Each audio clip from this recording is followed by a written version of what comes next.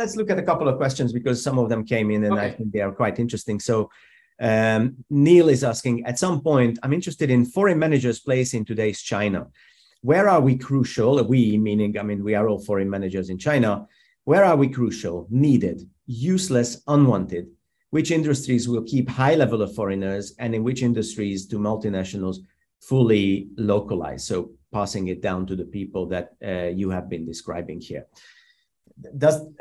Is there any rhyme and reason here that you can share with us? Does it depend on industry, or it depends on generations of managers? Sure. I would say the underlying pattern would be, or driving factor for many of those, the answers to those questions would be technology. If you have advanced technology that you can bring to China, either as a company or as a manager who's dealt with that, right? Autonomous driving, automation, industry 4.0, robotics, artificial intelligence, blah, blah, blah. If you've got some kind of really gripping technological advantage, you're in demand, okay? If you, on the other hand, and I've seen this, you're dealing with 150-year-old technology from out of the US, and you think you're better than the Chinese in China, sorry. Right. It's just a non-starter. The company's a non-starter and the manager. So some years ago, there was a massive exodus from the car companies. And you had all these guys who had been on here on expat packages, and $450,000 a year base, tax incentives,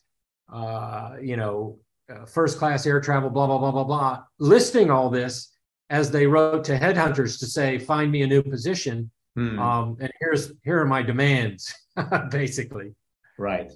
It just, so what surprised me actually lately is that there is quite a population of foreign managers here, okay, who at the GM level, at the plant director level, at the operations director level, at the VP Asia Pacific level, and they obviously have found a place for themselves to be in demand, and increasing number are going to work for Chinese companies. Not always a happy experience, but for myself, my clients almost to a company say, we want a local manager. There's nothing that a foreign manager can do for us in that context. Right. That brings enough value for us. It would be like one of us going from headquarters to China, and we would be lost trying to get from the airport to the hotel. So I see it so clearly, as you say, that technology plays a big part in this, because we very often, I mean, if you look at headquarters, if you look at the average short-term China expat, very often we have the gut reaction to blame the regulations, blame xenophobia, blame whatever, but actually it's technology that we are struggling with. It reminds me of the old joke when two lawyers talk and one of them says, I read in the newspaper that in the future lawyers will be replaced by software. And the other one says, no, they will be replaced by software writers.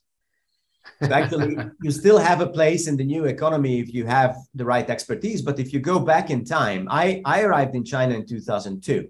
If you go back in time, in those companies, I worked for, I don't know, companies like BMW and Saint-Gobain and pharmaceutical firms and so on. It's surprising how many of those thousands and thousands of expat jobs were actually fairly simple supervisory jobs for technology that is no longer in place. So, training people to use the technology, supervising people, evaluating people, sometimes operating the technology itself. So there were manufacturing elements that were basically operated by foreigners. And I see two issues right now. The first one is that simply that technology is not there, and managers don't have the acumen to just switch to a more advanced, more value-added technology. This is number one. But the other one is that the more new technology comes into China, the more it's likely that it's locally built, which also means that in order to participate in that segment as a foreigner, you need absolutely fluent Chinese. Because even if you're in IT, 10, 15 years ago, even Chinese companies used international cloud solutions, let's say, to do additive manufacturing, or they used international medical equipment, and then the software was in English. And now what I hear very often, and this is one of the reasons why language is so important, is that it's not just meetings that switch to Chinese, it's also software. Yeah. You know, I have to say that the backdrop for all of this is that foreigners used to be revered in China. They used to be respected and felt that, you know, the Chinese weren't up to what those foreigners could do in organizations, etc. And I think the veneer has largely come off. There are many, many general managers in China who could be taken to almost any place in the world and operate effectively.